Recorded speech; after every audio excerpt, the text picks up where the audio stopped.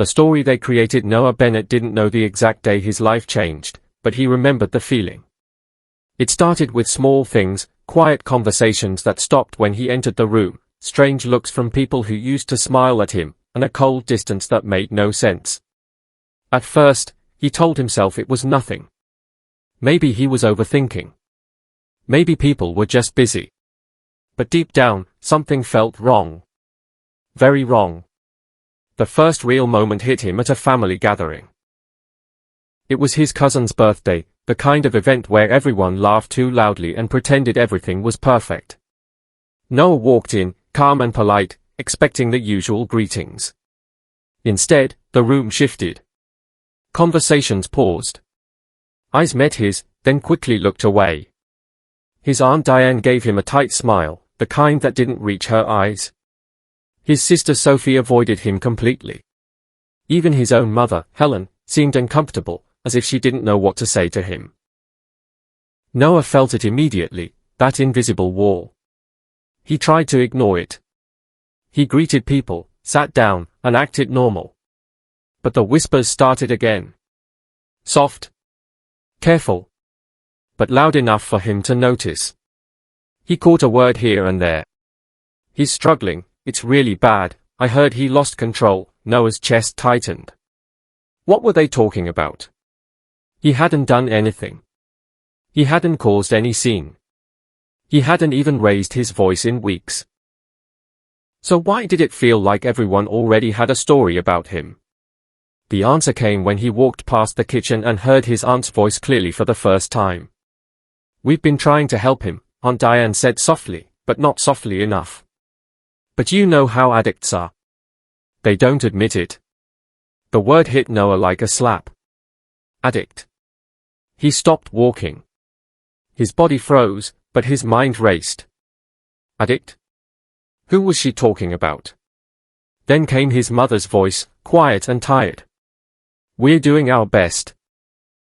We just don't want him to ruin his life completely. Noah felt the ground shift beneath him.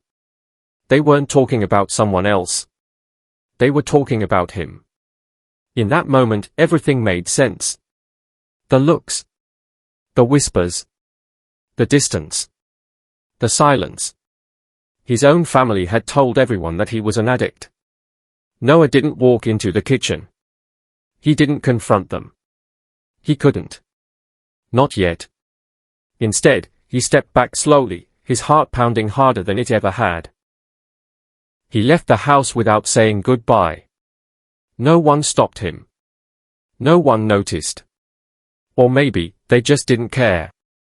Outside, the air felt colder than usual. Noah stood there for a long moment, trying to understand how his life had turned into something he didn't recognize. He thought about the past few months. Yes, things had been hard. He had lost his job. He had been stressed. There were nights he stayed up late, trying to figure things out. But none of that made him an addict. None of that made him what they were saying he was. So how did it get this far? How did his own family take his struggles and turn them into something ugly, something permanent? The worst part wasn't the lie. It was how easily people believed it. The next few days only made things clearer. Friends stopped calling. Messages went unanswered. One opportunity he had been waiting for suddenly disappeared without explanation. When he tried to reach out, the responses were polite but distant. Careful. Like they were talking to someone fragile. Or dangerous. It didn't take long for Noah to realize the truth. The story had already spread. And once people believe something like that, it sticks. He wasn't just Noah anymore. He was the one with a problem. The one who couldn't be trusted. The one people talked about but avoided. And the hardest part? He had done nothing to deserve it. Nights became longer. Silence became louder. Noah sat alone in his small apartment, replaying everything in his mind. Every conversation. Every moment. Every sign he had ignored. He asked himself the same question over and over again. Why? Why would they do this to him? Was it fear? Was it control? Or was it something deeper, something he hadn't seen before? But one thought refused to leave his mind. If they could lie about this, what else were they capable of? That question changed something inside him. The confusion slowly turned into clarity. The pain slowly turned into quiet determination. Noah realized something important in that silence. He could fight them with words, and lose. Or he could do something else. Something they would never expect. He could let them talk. Let them believe their own story. Let the world see what they wanted to show. And then, at the right time, he would walk in with the truth. Not loud. Not angry. Just undeniable. That night, Noah made a decision. He wasn't going to argue. He wasn't going to beg people to believe him. He wasn't going to chase anyone. Instead, he would rebuild himself. Quietly. Completely. And when the moment came, he would be ready. Because the truth didn't need noise. It just needed the right moment. And when that moment came, everything would change. If this story is already pulling you in, don't forget to click the subscribe button, like this video, share it with someone who needs to hear it, and drop a comment telling me where you're watching from. Because this is just the beginning, and what happens next will shock you. The fall that wasn't real. The story didn't spread all at once. It moved slowly, like a shadow following Noah Bennett wherever he went, growing darker each day. At first, it was just whispers at family gatherings. Then it became quiet conversations between relatives. Soon, it reached people outside the family, neighbors, old friends, even people Noah barely knew. And the strangest part? Everyone seemed to believe it without question. Noah tried to trace where it began, but every path led back to the same place, his own home. It started after he lost his job. That was the only real change in his life. The company he worked for had shut down unexpectedly, leaving him with no warning and no backup plan. It was a hard moment, one that shook his confidence and left him searching for direction. He spent more time at home, thinking, planning, trying to figure out his next move. But to his family, it looked different. To them, his silence became suspicious.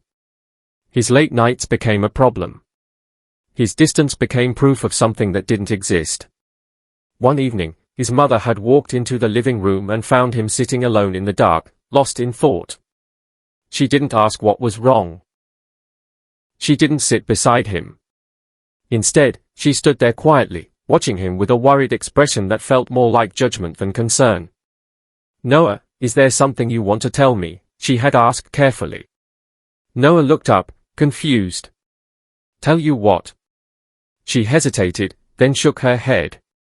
"Nothing. Just, take care of yourself." At the time, Noah didn't think much of it. But now, looking back, that moment meant everything. That was when the story began to form. Small misunderstandings turned into assumptions. Assumptions turned into conclusions. And those conclusions turned into something far worse. His sister Sophie started avoiding him, refusing to meet his eyes or have real conversations. His brother Lucas became distant, speaking to him only when necessary. His father, Richard, barely spoke at all, choosing silence over understanding. And Aunt Diane, she became the voice of it all. She took those assumptions and gave them life. She spoke about Noah with concern in her tone but certainty in her words. "We're worried about him," she would say. "He's not himself anymore." And slowly, the story grew. Noah noticed how people started treating him differently outside the family too. A friend he had known for years cancelled their plans without explanation. Another stopped replying to his messages completely. Even a neighbor who used to greet him every morning suddenly kept their distance. It was as if a label had been placed on him without his permission. A label he couldn't remove. One afternoon, Noah went to a small cafe he used to visit often. It was a place where he felt comfortable, where the staff knew his name and his usual order. But that day was different. When he walked in, the usual warmth was gone. The barista greeted him politely, but there was hesitation in her voice. As he waited for his drink, he noticed two people sitting nearby whispering while glancing in his direction. He didn't need to hear the words. He already knew what they were saying. That was the moment it became real. The story had left his family and entered the world. And once it reached that point, it was no longer just a rumor. It was a reputation. Noah walked out of the cafe that day with a heavy feeling in his chest. Not anger. Not yet. Just a deep, quiet realization. His life was being rewritten, and he had no control over the story people were telling. But what hurt the most wasn't what strangers believed. It was who started it. His own family had taken a difficult moment in his life and turned it into something permanent. Instead of supporting him, they had labeled him. Instead of asking questions, they had created answers. And those answers were destroying everything around him. Days turned into weeks, and the weight of it all began to settle. Noah found himself withdrawing, not because he was hiding something, but because he was tired of defending himself against something that wasn't real. Every conversation felt like a test. Every look felt like judgment. Every silence felt like confirmation that the story had already won. But even in that darkness, something inside him refused to break. It didn't shout. It didn't demand attention. It just stayed there, quiet and steady. A small voice reminding him of the truth. You know who you are. That voice became his anchor. While everything around him shifted, that one truth remained unchanged. He wasn't what they said he was. And deep down, he knew that one day, that truth would matter. But for now, the world believed a different version of him. A version created by whispers, built on assumptions, and carried by people who never stopped to ask if it was real. And the hardest part of it all? The fall everyone believed in never actually happened. The silent comeback. Noah Bennett stopped trying to explain himself the day he realized something important. People were not listening to understand him, they were listening to confirm what they already believed. Every word he spoke felt like it was being twisted, measured, and quietly dismissed. So one morning, without announcing it to anyone, Noah made a decision that would change everything. He chose silence. Not the kind of silence that comes from weakness, but the kind that comes from control. The kind that says, I don't need to argue with a lie. I will outgrow it. From that day on, Noah stopped defending himself. He stopped chasing people who had already made up their minds. He stopped trying to fix a story he didn't create. Instead, he turned all that energy inward. His life became quiet, but not empty. Every morning, he woke up early, even when he didn't feel like it.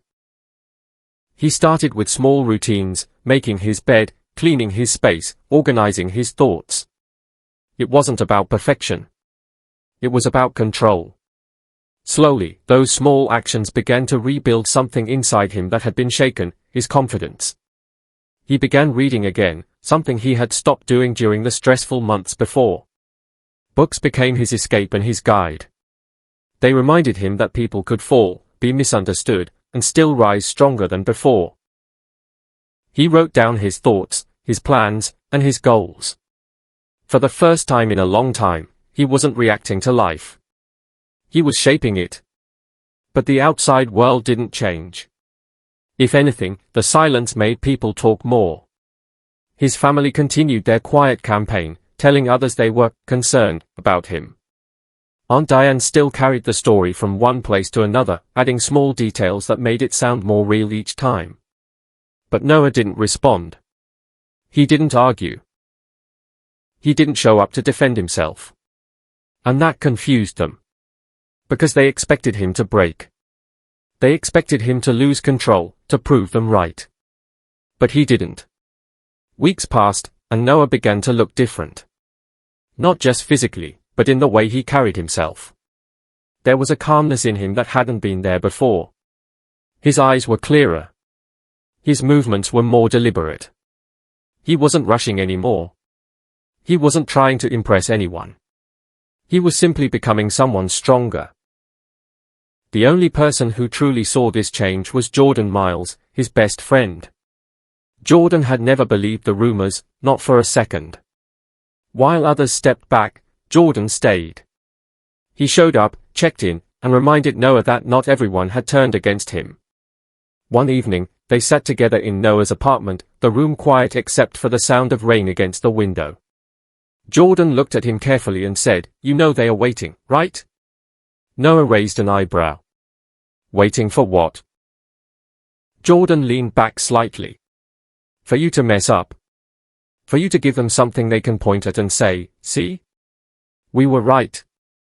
Noah was quiet for a moment, then nodded slowly. "I know. So what are you going to do?" Jordan asked. Noah's answer was simple, but firm. "Nothing. I'm not going to play their game." And that was the truth. Noah understood something now that he hadn't understood before. This was never about proving them wrong with words. It was about showing them, without saying anything, that they were wrong. Day by day, he built himself into someone they couldn't recognize. He started taking care of his health, going for walks, eating better, sleeping properly. His mind became sharper, his thoughts clearer. He even began working on new opportunities, quietly rebuilding his career step by step. No announcements. No explanations. Just progress. But deep inside, Noah knew this wasn't just about growth. It was preparation. Because somewhere in the back of his mind, he knew there would be a moment. A moment when everything would come together.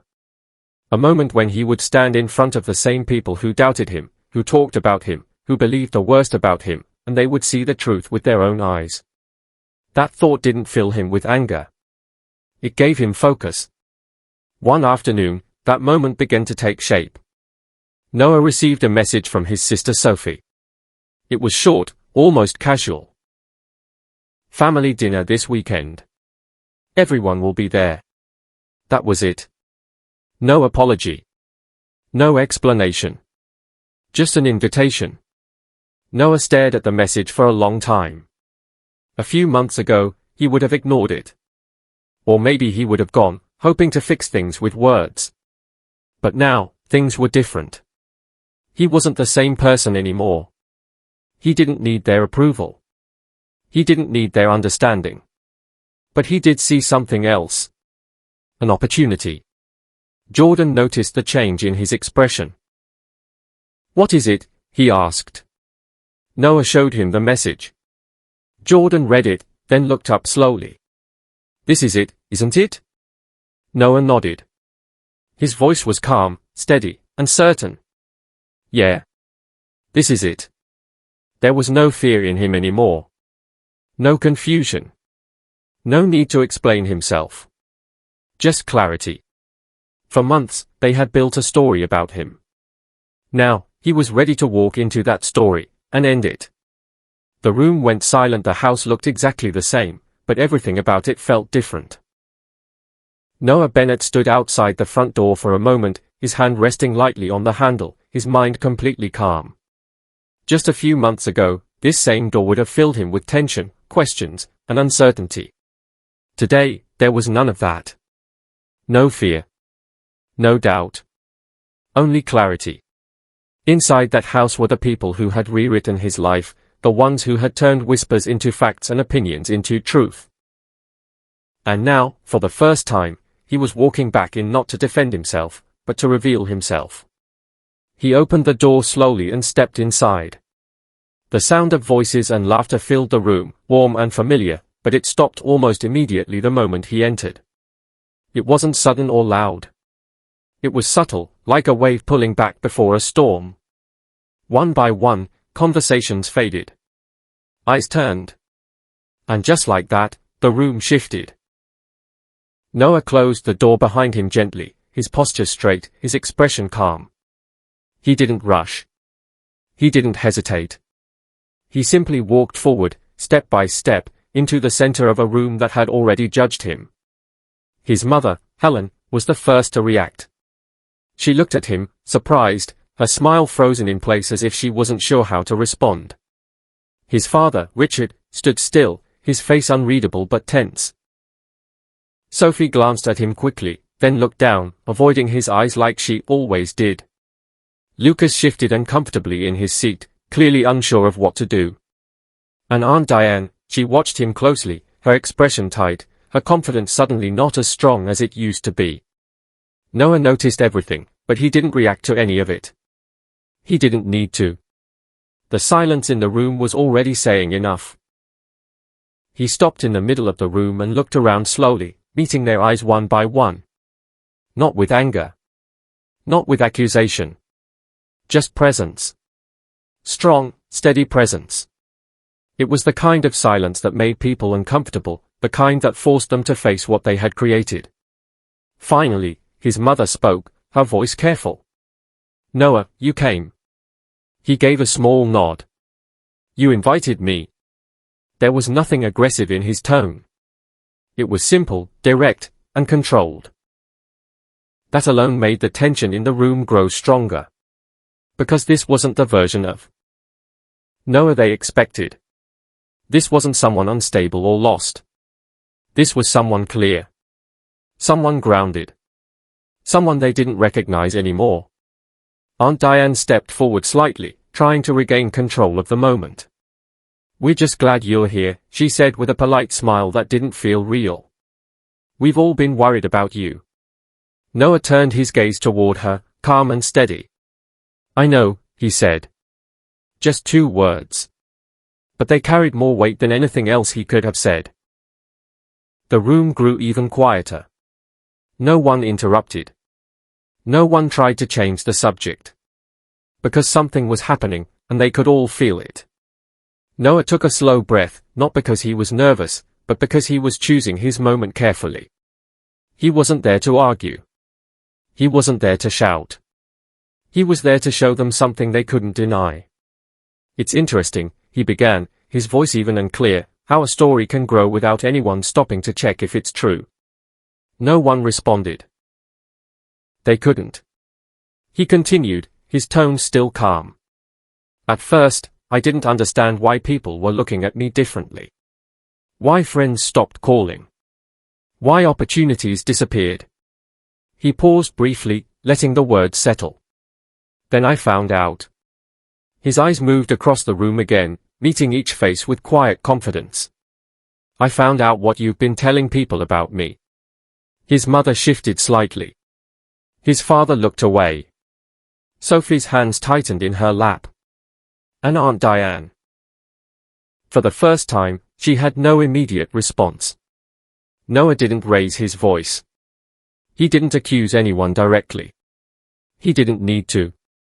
The truth was already sitting in the room with them. "You didn't ask me," he continued. "You didn't come to me for answers. You didn't try to understand what I was going through." His voice remained steady, but there was a quiet strength behind it now. "You decided. And then you told everyone else." The silence became heavy. Not uncomfortable anymore, but undeniable. This was the moment they had avoided. The moment where their story met reality. Noah took another step forward, not aggressively, but with purpose. "And the strange part is, none of it was true." That sentence landed harder than anything else. Because it was simple. Clear. And impossible to twist. No one argued. No one interrupted. Because they were no longer dealing with rumors. They were facing the person they had spoken about.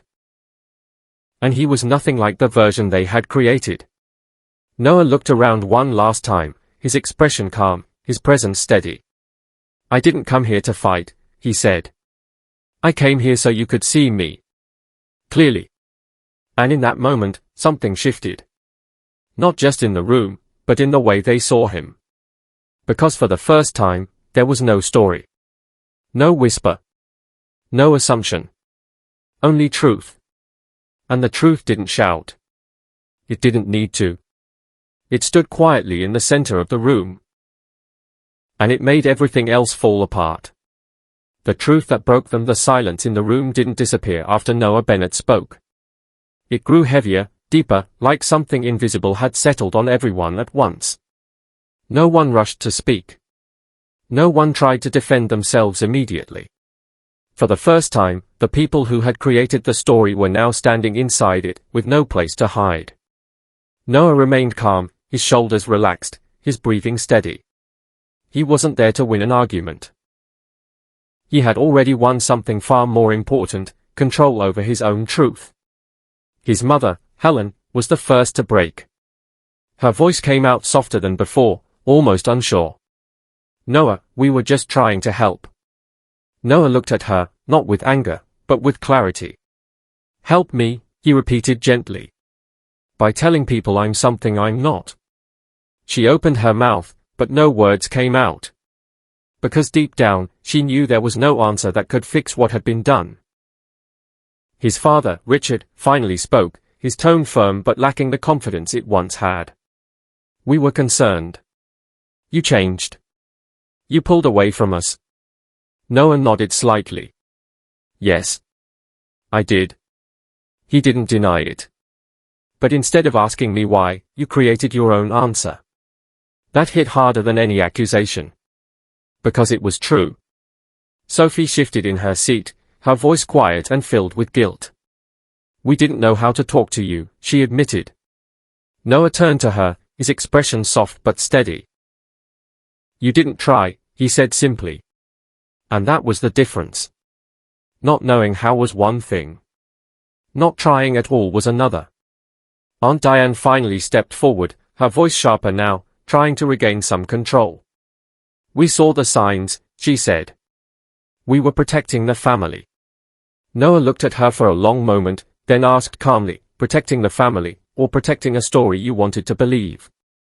That question cut through everything. The room went quiet again, but this time it wasn't just tension. It was realization. Because for the first time, they were being forced to look at their actions without excuses. Noah didn't rush to fill the silence. He let it sit. He let them feel it. Then he spoke again, his voice still calm, but now carrying a deeper weight. "Do you know what your story did?" he asked. No one answered. "It didn't just stay in this house," he continued. "It followed me everywhere." His eyes moved across the room slowly. "People stopped calling me. Opportunities disappeared. Conversations changed the moment I walked in." His voice didn't rise, but it became stronger. "I was treated like something was wrong with me, when there wasn't." His mother lowered her head. His father looked away.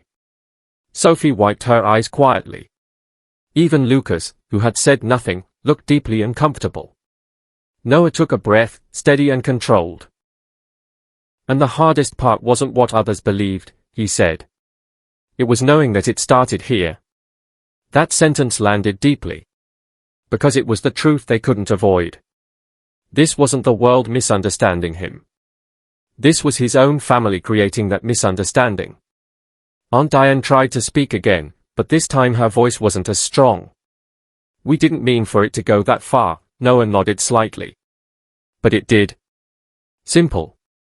Direct. Final." There was no anger in his voice. And somehow, that made it even more powerful. Because he wasn't trying to hurt them. He was just telling them what they had done.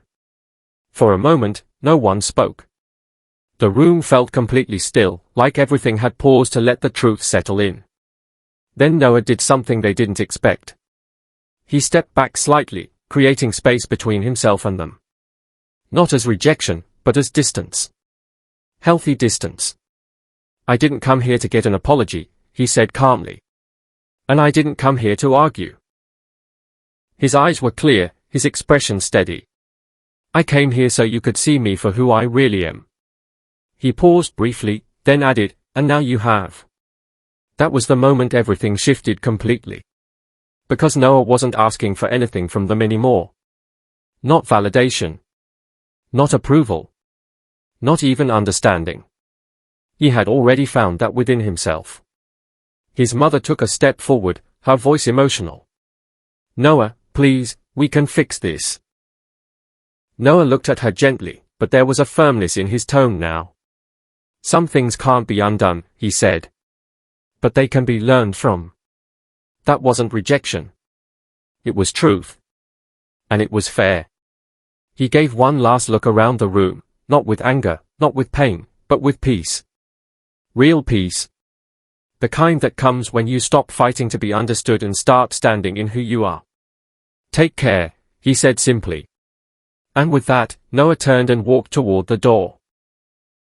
No one stopped him this time. No one tried to argue or explain. Because they knew, the story they had created no longer had power over him. As he stepped outside, the air felt lighter than it had in months. Not because everything was fixed, but because he was free. Free from the lies. Free from the labels. Free from the need to prove himself to people who never asked for the truth.